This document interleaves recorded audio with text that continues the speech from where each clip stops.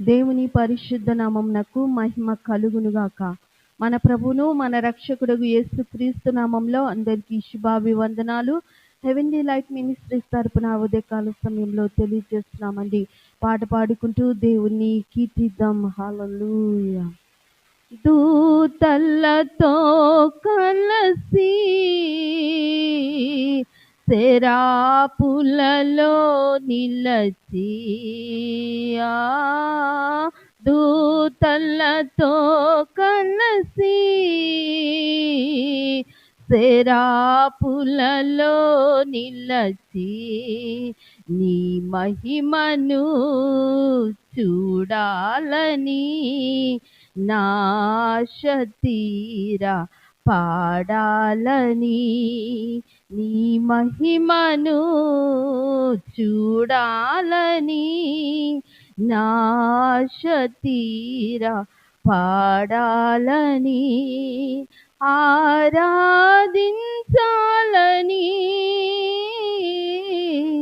ఆస్వాదించాలని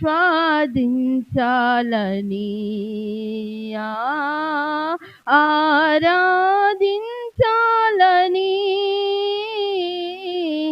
ఆస్వాదించాలని దూతలతో కలసి శరాపులలో నిలచి అత్యున్నతమైన సింహాసనమందు ఆసీనుడవై ప్రభు నీవుండగా అత్యున్నతమైన సింహాసనమందు ఆసీనుడవై ప్రభు నీవుండగా నీ చొక్కయి అంచులో దేవాలయమే నిండగా నీ చొక్కయి అంచులో దేవాలయమే నిండగా నీ మహిమను చూడాలని నాశతీరా పాడాలని నీ మహిమను చూడాలని నాశతీరా పాడాలని ఆరాధించాలని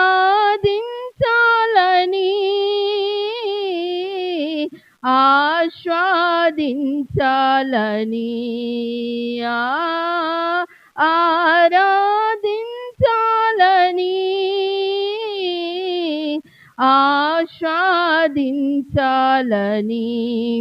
హల్లెలూయా. ఉదయకాల సమయంలో మన కొరకు సిద్ధపరచబడిన వాగ్దాన వాక్యము మనము విందామండి. మరి ఆది కాండము 24వ అధ్యాయము 7వ వచనం. ఆది కాండము 24వ అధ్యాయము 7వ వచనము మనము చదువుకుందామండి. నా తండ్రి ఇంట నుండి నేను పుట్టిన దేశము నుండి నన్ను తెచ్చిన నాతో మాట్లాడి నీ సంతానమునకు ఈ దేశమునిచ్చేదని ప్రమాణం చేసి నాతో చెప్పిన పరలోకపు దేవుడగు యెహోవా తన దూతను నీకు ముందుగా పంపును. ఇక్కడ మనకి ఈరోజు టాపిక్ ఏంటంటే సమస్త కార్యాలను సఫలత చేయు దేవుడు. సమస్త కార్యాలలో సఫలత అనుగ్రహించు దేవుడుగా ఉన్నట్లుగా మన టాపిక్ ఉంది. ఈరోజు మనము చూసినట్లయితే ఇక్కడ మరి అబ్రహాము గురించి కుమారునికి మరి కుమార్తెను కోడలను తీసుకురావటం గురించి అక్కడ మనము చూస్తామన్నమాట. అయితే దేవుడు ఇక్కడ ఏమంటున్నాడంటే పరలోకపు దేవుడుగా ఉన్నట్లుగా మరి 17వ అధ్యాయం ఆదికాండంలో చూస్తే సర్వశక్తిగల దేవుడును అంటున్నాడు. అలాగే నిర్గమకాండంలో మోషేతో అంటాడు నేను ఉన్నవాడను అనువాడను అని సెలవిస్తున్నాడు. ఆగరుతో అంటాడు నేను చూచుచున్న దేవుడను అంటాడు.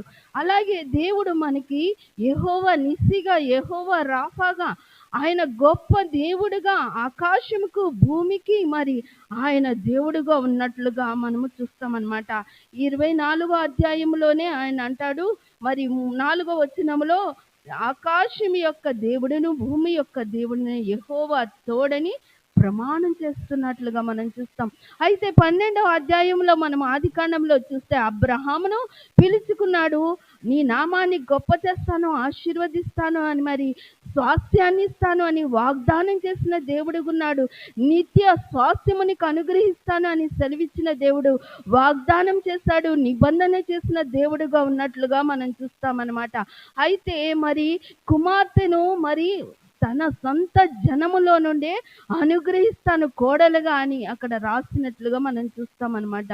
అయితే ఇక్కడ చూస్తున్నట్లయితే గొప్ప దేవుడుగా ఉన్నట్లుగా తన దూతను ముందుగా పంపిస్తున్నట్లుగా మనము చూస్తామన్నమాట. దూతను పంపించి కార్యము సఫలము చేయి దేవుడుగా ఉన్నట్లుగా మనము చూస్తున్నాం. అయితే దూత మరి మార్గము సరళం చేస్తున్నట్లుగా మనం చూస్తామన్నమాట. మార్గాన్ని సరళం సిద్ధపరిచినట్లుగా తన దూతను ముందుగా పంపిస్తున్నట్లుగా మనము చూస్తాం. అయితే మనము నిర్గమకాండములో ఒకసారి మరి 23 నిర్గమకాండము 23 20వ వచనంలో మనం చూస్తే, ఇదిగో త్రోవలో నిన్ను కాపాడి నేను సిద్ధపరిచిన చోటుకు నిన్ను రప్పించుటకు ఒక దూతను నీకు ముందుగా పంపుచున్నాను అని వ్రాయబడినట్లుగా మనం చూస్తాం. అక్కడ ఆయా జాతి వారిని అందరినీ వెళ్ళగొట్టినట్లుగా, స్వాస్థ్యమును అనుగ్రహించినట్లుగా 23వ వచనంలో చూస్తే, నా దూత నీకు ముందుగా వెళ్ళుచు అమోరీయులను, హిత్తీలను, పెరిజీలను, కనానీయులను, హివ్వీయులను, ఓయబూసీయులను వీరందరినీ మరి తరిమి వేసినట్లుగా మనము చూస్తామన్నమాట. గొప్ప దేవుడుగా మోషే పట్ల కార్యం చేసిన దేవుడు, తన దూతను ముందుగా పంపి కార్యాలు చేసిన దేవుడుగా ఉన్నాడు. అయితే మనము ఒక ఉదాహరణగా మనం చూస్తే, దానియేలు గ్రంథంలో మనం చూసినట్లయితే 3వ అధ్యాయములో 28వ వచనంలో చూస్తే, నెబుకద్నెజరు షడ్రకు, మేషకు, అబేద్నెగోలు వీరి దేవుడు పూజకు అర్హుడు, ఆయన తన దూతను నంపి తన్ను ఆశ్రయించిన దాసులను రక్షించెను అని రాయబడినట్లుగా మనం చూస్తున్నాం అన్నమాట. ఇక్కడ నెబుకద్నెజరు మరి ఏం చేసి ఉన్నాడు? పై వచనంలో మనం చూసినట్లయితే అధిపతులను, సేనాధిపతులను, సంస్థానాధిపతులను, మంత్రులను మరి అక్కడ ఆ మనుషులను పరీక్షించడానికి, వారి శరీరము అగ్నిలో కాలిపోయింది, వారి వెంట్రుకలు కూడా కాలిపోయాయి, వారి వస్త్రాలు చెడిపోయాయి అని మరి ఇంతమంది జనము వచ్చి చూడటానికి వస్తే, దేవుడు వారి వెంట్రుక కూడా కాలనీయకుండా తన దూతను పంపి వారిని రక్షించి కాపాడినట్లుగా, మార్గము సిద్ధపరిచినట్లుగా, గొప్ప కార్యాలు మరి మరి వారిని విడిపించి రక్షించినట్లుగా మనము చూస్తున్నాం అన్నమాట. తన దూతను పంపి కార్యము చేసే దేవుడుగా ఉన్నట్లుగా మనం చూస్తామన్నమాట. అయితే ఇంకా మనము చూసినట్లయితే ఆయన దూతను పంపి మనకి 91వ కీర్తనలో కూడా మనం చూస్తామన్నమాట. ఆయన దూతను పంపి మరి ఎత్తి పట్టుకుంటారు అంటే, మరి దూత మనము 11వ వచనం 91వ కీర్తన 11వ వచనంలో, నీ మార్గములన్నిటిలో నిన్ను కాపాడుటకు ఆయన నిన్ను గూర్చి తన దూతకు ఆజ్ఞాపించును, దూతలకి ఆజ్ఞాపించి, నా దాసులైన వారు ఈ పరిస్థితిలో ఉన్నారు, నన్ను ఆశ్రయించువారు నీ కాపాడటానికి నువ్వు వెళ్ళు అని దూతలకు ఆజ్ఞాపిస్తాడు. దూతలకు మరి ఆజ్ఞాపించినప్పుడు వారి కార్యాలు చేయటానికి తన దాసుల పట్ల, తన సేవకుల పట్ల, తన భక్తుల పట్ల కార్యాలు జరిగించే దేవుడు ఉన్నాడు కనుక, మార్గాన్ని సిద్ధపరచడానికి కానీ మరి ఆయన నిర్ణయాన్ని, ఆయన చిత్తాన్ని తన దాసుల పట్ల కార్యాలు జరిగించడానికి తన దూతల్ని ముందుగా పంపుతున్నట్లుగా మనం చూస్తాము. ఇంకొక ఉదాహరణ మనం అపోస్తలుల కార్యాలలో 12వ అధ్యాయంలో చూస్తున్నట్లయితే, మరి అక్కడ పేతురు చెరసాలలో ఉన్నప్పుడు మనము 12వ అధ్యాయము మరి 7వ వచనంలో చూస్తే, తన దూతను పంపి మరి కాపాడినట్లుగా, విడిపించినట్లుగా, మరి బయటికి తోడుకొచ్చినట్లుగా, ఆయన రక్షించినట్లుగా మనము అక్కడ భాగంలో మనము చూస్తామన్నమాట. దేవుడు తన కార్యాలను సఫలపరుస్తాడు. ఆయన భక్తులైన వారి కొరకు ఆయన ఎవరిని పిలుచుకున్నాడో, ఎవరిని ఏర్పాటు చేసుకున్నాడో, ఎవరు తన ప్రణాళికలో ఉన్నారో, తన చిత్తంలో ఉన్న వారి కొరకు ఆయన గొప్ప ద్వారాలు తెరుచు దేవుడుగా, ఆయన కార్యాలు సఫలపరచు దేవుడుగా మన పక్షంగా ఉన్నాడు. మనము ఒక్క వాక్యము చదువుకొని ఈ వాక్యాన్ని మనము ముగించుకుందామండి. మరి హెబ్రీ రాసిన పత్రికలో కూడా మనం చూస్తాము. మరి హెబ్రీ రాసిన పత్రిక 1వ అధ్యాయము 14వ వచనంలో చూస్తే, మరి నేను నీ శత్రువులను పాదపీఠముగా చేయ వరకు నా కుడిపార్శ్వమున కూర్చునుమని దూతలతో ఎవరిని గూర్చి ఆయనను ఎప్పుడైనాను చెప్పిన వీరందరూ రక్షణను స్వాస్థ్యము పొంది వారికి పరిచారము చేయటకై పంపబడిన సేవకులైన ఆత్మలు కారా అని అక్కడ రాయబడినట్లుగా మనం చూస్తున్నాం అన్నమాట. దేవదూతను మనకు తోడుగా మన కార్యాలను సిద్ధపరచడానికి, మరి అబ్రహాము మరి కోడల్ని తీసుకురావటానికి ఒక దూతని ఏర్పరచుకున్నట్లుగా, మరి ముందు మార్గము సరళం చేస్తున్నట్లుగా, అలాగే మరి షడ్రకు మేషకు అబేద్నెగోలకు రక్షించటానికి అగ్నిగుండంలో కూడా రక్షించటానికి మరి దూతను పంపినట్లుగా, పేతురును చెరసాల నుండి విడిపించడానికి తన దూతను పంపినట్లుగా ఆయన సమస్త కార్యాలు జరిగించు దేవుడుగా ఉన్నాడు గనుక దేవునికి మహిమ కలుగును గాక. ఈ వాక్యము మన వినికిడిలో దీవించబడును గాక. అనేక వాక్యాలు మనకున్నాయి, కానీ సమయం కొద్దిది గనుక ఇంతటితో ముగిస్తున్నామండి. దేవునికి మహిమ కలుగును గాక. ప్రార్థన చేసుకుందాం. హల్లెలూయా. Thank you Jesus. మీకు వందనాలు, స్తుతులు, స్తోత్రాలు నాయన. గొప్ప దేవుడు అయ్యా.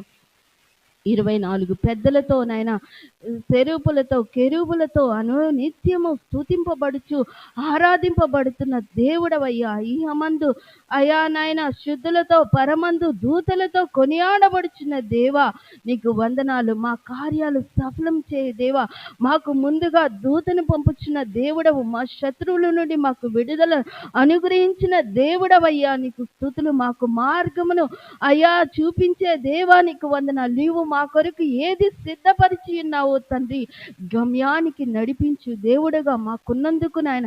నీ ప్రియ బిడ్డలు ఎవరైతే వాక్యము వింటున్నారో వారి జీవితాలలో నాయన నీ దూతని పంపి నాయన, వారు ఏ శ్రమలో ఉన్ననో నీ దూతని పంపి వారిని విడిపించి, రక్షించి, భద్రపరిచి కాపాడమని అయ్యా నాయన నీ దూతకు ఆజ్ఞాపించి ప్రభా, వారున్న పరిస్థితుల నుంచి విడిపించు దేవుడుగా నీవు ఉన్నావని నమ్మి కృతజ్ఞత స్తుతులు స్తోత్రము చెల్లించుకుంటూ వారి జీవితాలలో ఈ వాక్యము నాయన స్థిరపరచబడును గాక, ఫలాభివృద్ధి జరుగును గాక, మంచి నేలను పడిన విత్తనముగా అయ్యా వారి జీవితాల్లో కార్య సఫలత జరుగును గాక అని ప్రార్థన చేస్తూ నన్ను నేను తగ్గించుకుంటూ నీ నామాన్ని హెచ్చిస్తూ మా ప్రభు మా రక్షకుడు యేసు క్రీస్తు అతి శ్రేష్ఠ నామమున అడిగి వేడుకొని పొందినాము తండ్రి. ఆమేన్, ఆమేన్. ఈ ఛానల్ని మీరు మరి సబ్స్క్రైబ్ చేసుకుని షేర్ చేయండి. మరి దేవుడు మనందరినీ దీవించును గాక.